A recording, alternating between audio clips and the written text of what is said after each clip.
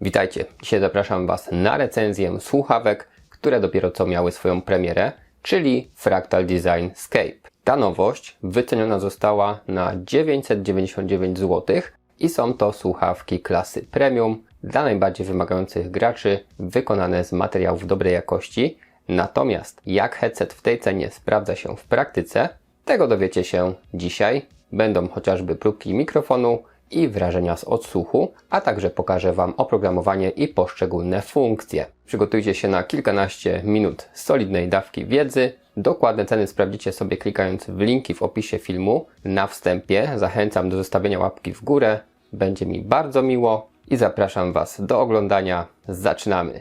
No i dzisiaj zobaczymy nowość, czyli słuchawki od marki Fractal Design. Słuchawki nazywają się Scape. No i widzimy tutaj kartonowe opakowanie, czyli firma stawia na ekologię, ale nie to jest najważniejsze, a raczej sam produkt, który znajdziemy w środku. Widzimy już właściwe opakowanie, które możemy sobie wysunąć i informacje techniczne już za chwilkę, natomiast zobaczmy sobie, jak to wszystko mamy zapakowane. Otwieramy opakowanie i widzimy w całkiem przemyślany sposób spakowaną zawartość. Zajrzymy sobie najpierw do kopertki, co jest tutaj. No i w tej części pokażę Wam same słuchawki i zawartość opakowania. Natomiast szczegóły techniczne poznacie za chwilkę. Oczywiście nie zabrakło instrukcji obsługi. Mamy tutaj chociażby equalizer i możliwość połączenia tak poprzez Bluetooth, jak i poprzez dongiel. Tak więc w tej kopercie jest po prostu instrukcja obsługi. Następnie widzimy spakowane same słuchawki, bazę od słuchawek, przewód oraz mikrofon. No i jak sobie to wszystko wyjmiemy, to już nic więcej tutaj się po prostu nie ukryło. No i spójrzmy na początek na samą podstawkę, która jest jeszcze zabezpieczona. Zrywamy zabezpieczenie. No i już się troszeczkę martwiłem, że zabezpieczony jest błyszczący plastik, czyli takie tworzywo, które łapie odciski palców. Natomiast wygląda to całkiem dobrze. Podstawka troszeczkę waży dla stabilności. No i z bliska wygląda tak, mam tutaj logo marki Fractal Design, mamy takie elementy podtrzymujące słuchawki, tutaj mamy przestrzeń i od spodu wygląda to tak. Mamy miejsce na podpięcie przewodu ładującego i co my tutaj mamy? Pociągamy i wyskakuje nam dongiel na USB. Ten dongiel ma tutaj po boku taki przycisk. Mikrofon sobie do słuchawek musimy po prostu wczepić, mamy specjalne miejsce. No i pewnie jak się domyślacie, po to w tym miejscu jest wyżłobione, żeby ten mikrofon mógł sobie tutaj spocząć. No i wygląda ta podstawka całkiem fajnie. Nie potrzebujemy żadnego wieszaka na słuchawki, bo może to wszystko sobie w ten sposób po prostu stać na blacie. Tak więc pomyślane ciekawie. No i mam jeszcze kabelek, który jest spięty paskiem. Jest to kabel USB na USB typu C. Wtyki wyglądają solidnie. Przewód ma także oplot, czyli jest po prostu naprawdę solidny, a długość przewodu to jakieś 150 cm. Co do mikrofonu, to jest on podnoszony, wtedy się też dezaktywuje. Same słuchawki są średnio ciężkie, natomiast są elastyczne. Możemy je tutaj dość mocno rozgiąć. Regulują się także bardzo płynnie i możemy je dopasować także na większe głowy, co sobie zaraz sprawdzimy zresztą. Obudowy nauszników są matowe, zaczepy są metalowe. Mamy tutaj naprawdę solidne części. Z tyłu ciekawy potencjometr do regulacji głośności. Przycisk do wyciszenia mikrofonu. Kontrolka, przełącznik trybów i kolejny przycisk. I na drugiej słuchawce także mamy tutaj przyciski i kontrolki 1, 2, 3, a także miejsce na podłączenie przewodu. No i same nauszniki są grube. No i czuć od razu, że mam tutaj memory foam, ponieważ ta pianka bardzo ładnie powraca do swojego pierwotnego kształtu. Wypełnienia jest dużo, jest naprawdę dobrej jakości. Natomiast jako, że mamy tutaj materiałowe nausznice, to te słuchawki za bardzo nie wygłuszają dźwięków z otoczenia, ale za to mamy dobrą cyrkulację powietrza, czyli mówiąc inaczej, uszy się nie pocą. Tutaj od spodu też mięciutko, no i cały pałąk wygląda naprawdę solidnie. I odnośnie ruchomości, to słuchawki mają taki zakres, więc nie możemy ich tak całkowicie odgiąć. Natomiast sprawdźmy sobie wielkość przestrzeni i na wysokość jest to 65 mm, naprawdę dużo. Na szerokość jakieś 45 i na głębokość mamy tutaj jakieś 24 mm, więc sporo, czyli nausznice są po prostu głębokie. No i czas na ważenie. Na początek sama podstawka. Waży ona niecałe 340 gramów. Starujemy sobie OK i dokładamy teraz słuchawki. Poznamy wagę samych słuchawek. Jest to 336 gramów, więc można powiedzieć, że te słuchawki, jeśli patrzeć typowo na gramaturę, wydają się być dość ciężkie, ale są wykonane z solidnych materiałów, natomiast na głowie specjalnie nie ciążą, ponieważ właśnie poprzez tą jakość materiałów mamy tutaj wysoki poziom komfortu. I sprawdźmy, jak te słuchawki zachowują się na graczu o mniejszym rozmiarze głowy. Nie będę ich powiększać jeszcze maksymalnie. Zakładamy i widzimy, że przyleganie przodem jest naprawdę dobre. Nie mamy tutaj żadnych przestrzeni. Zresztą wypełnienie z memory foam bardzo dobrze dopasowuje się do kształtu głowy.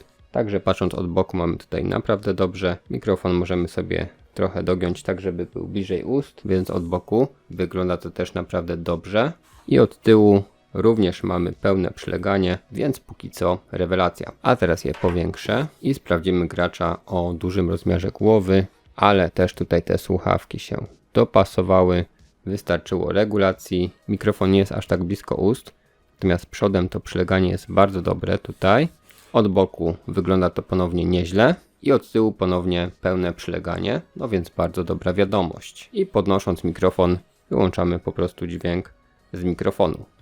OK, odnośnie ładowania może się odbywać ono na dwa sposoby, czyli po prostu odkładamy te słuchawki w dock i w momencie odłożenia zapalają nam się LEDy.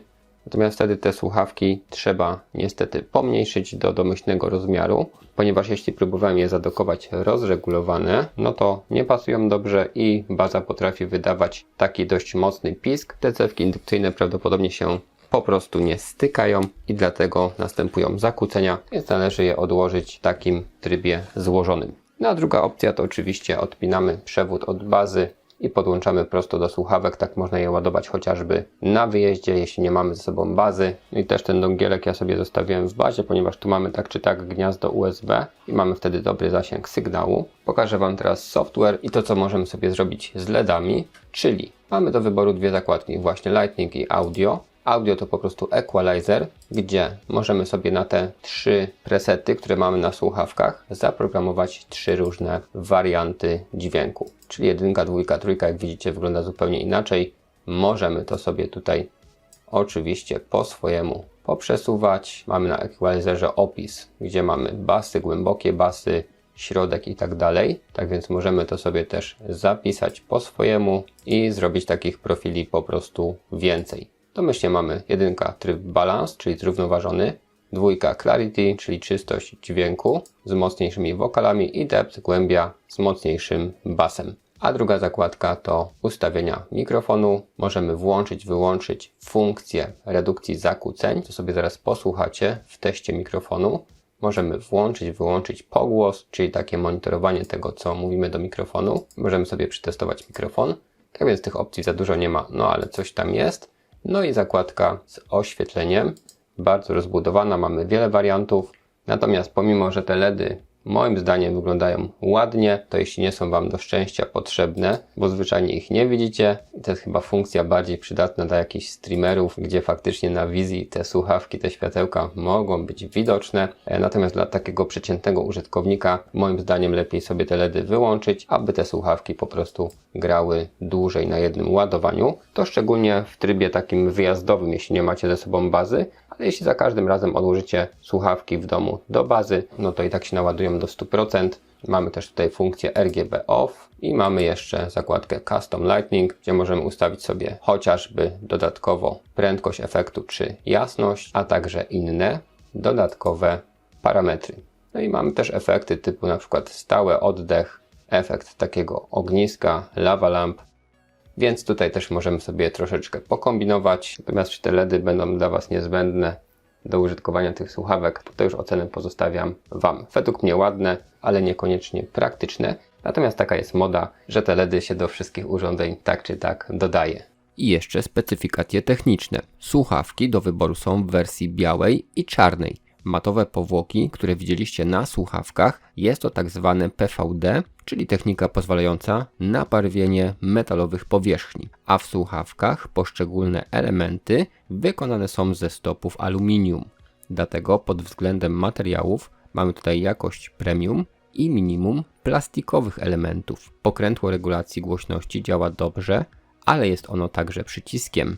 Możemy przy jego pomocy na przykład zatrzymać odtwarzanie utworu, czy odebrać połączenie telefoniczne, jeśli słuchawki akurat są sparowane z telefonem. Przycisk działa z inną funkcją, w zależności czy będzie to pojedyncze, podwójne, czy potrójne kliknięcie. Przycisk poniżej regulacji głośności ma dwie funkcje, ponieważ mamy tutaj dwa mikrofony. Z założonym mikrofonem kierunkowym przytrzymanie tego przycisku przez 2 sekundy aktywuje lub wyłącza funkcję redukcji zakłóceń z mikrofonu. Jeśli mikrofon wypniemy i korzystamy z mikrofonu dookólnego wbudowanego w nausznicę, wtedy ten przycisk działa jako wyłącznik mikrofonu. Dźwięk mamy także klasy premium, dzięki przetwornikom wyposażonym dodatkowo w cyfrowy procesor sygnału, czyli DSP. Najlepszą jakość dźwięku uzyskamy poprzez dedykowany dongiel, jednak także łączność Bluetooth jest tutaj na wysokim poziomie.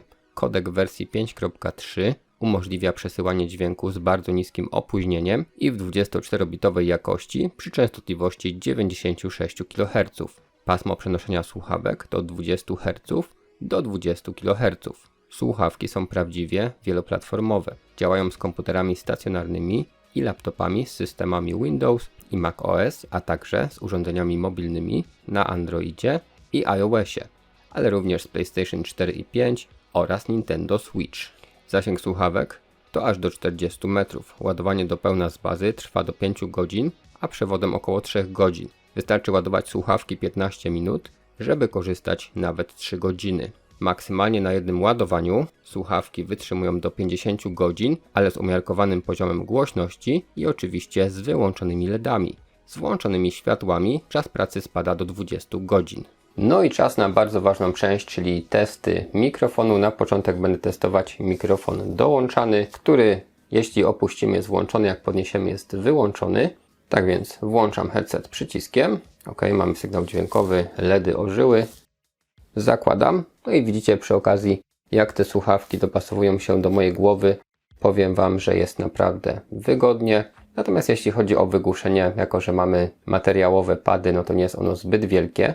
Tak więc przechodzimy do próbek. Czułość mikrofonu przestawiłem na 100%. No i okej, ten mikrofon sobie przysunąłem jak najbliżej ust. Możecie ocenić w tej chwili, jaka jest moc tego sygnału, czy wyraźnie mnie słychać. Natomiast jeśli chodzi o skalę tutaj w programie, to ten dźwięk nie wydaje się być aż tak głośny. Sprawdzimy sobie teraz na głównym mikrofonie tą redukcję hałasów. Włączymy jakiś zakłócacz. Myślę, że na początek będzie to standardowo dźwięk odkurzacza. Ok, włączyłem już w Audacity. Słyszycie w tej chwili z mojego mikrofonu krawatowego, tak to brzmi w studio. Tak to brzmi z tego mikrofonu bez włączonej tej redukcji zakłóceń. Więc jak nic nie będę mówił, no to słychać, że ten hałas jest w tle. A teraz włączamy tą funkcję.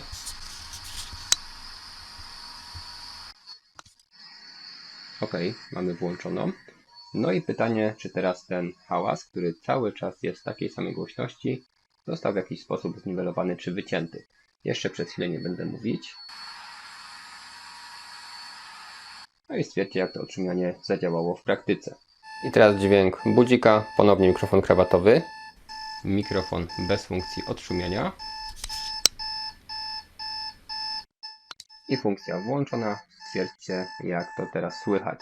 I jeszcze zrobimy trzeci dźwięk, czyli helikopter. No i mamy dźwięk helikoptera. Ponownie mikrofon krawatowy. Mikrofon Fractal Design Scape bez odszumiania. I 2 sekundy. I odszumianie włączone. Stwierdźcie, jak to wypada teraz. Tak więc główny mikrofon mamy przetestowany w wersji z zakłóceniami i bez. Ale teraz nadal będziemy testować główny mikrofon, tylko przełączę się na Bluetooth. Przełączam teraz suwaczek na tryb Bluetooth. No i tutaj software już nie widzi w tym trybie słuchawek. Ok, w tej chwili mamy próbkę nagrywaną poprzez łączność Bluetooth. Ok, w tej chwili wyłączyłem redukcję szumów i możemy ją także sobie włączyć. I także mamy tutaj na drugiej słuchawce możliwość wyboru korektora. Tak więc w ten sposób brzmi próbka poprzez Bluetooth. No i zostajemy na łączności Bluetooth, ale odłączę mikrofon i teraz będziemy korzystać z mikrofonu dookólnego. No i tak brzmi dźwięk z mikrofonu dookólnego. Na pewno ta barwa dźwięku będzie inna, ponieważ mikrofon kierunkowy przechwytuje dźwięk inaczej niż mikrofon dookólny. Natomiast jakby nie było, jest on dalej od ust, więc sobie stwierdźcie, jak to w tej chwili wypada, czy jest OK. No i teraz będziemy mieli kolejną próbkę, czyli mikrofon dookólny, ale na trybie dongla, a nie na trybie Bluetooth. Tak więc w tej chwili mamy dźwięk mikrofonu przechwycony poprzez dongiel w trybie dookólnym, czyli bez dołączonego mikrofonu. I teraz, gdybym chciał wyłączyć mikrofon, klikam sobie raz. No i to, co już do Was mówię, idzie z mojego mikrofonu krawatowego, a tutaj przestało się nagrywać. Klikam jeszcze raz i z powrotem wracam na mikrofon tych słuchawek. Tak więc testy mikrofonu mieliście w różnych warunkach.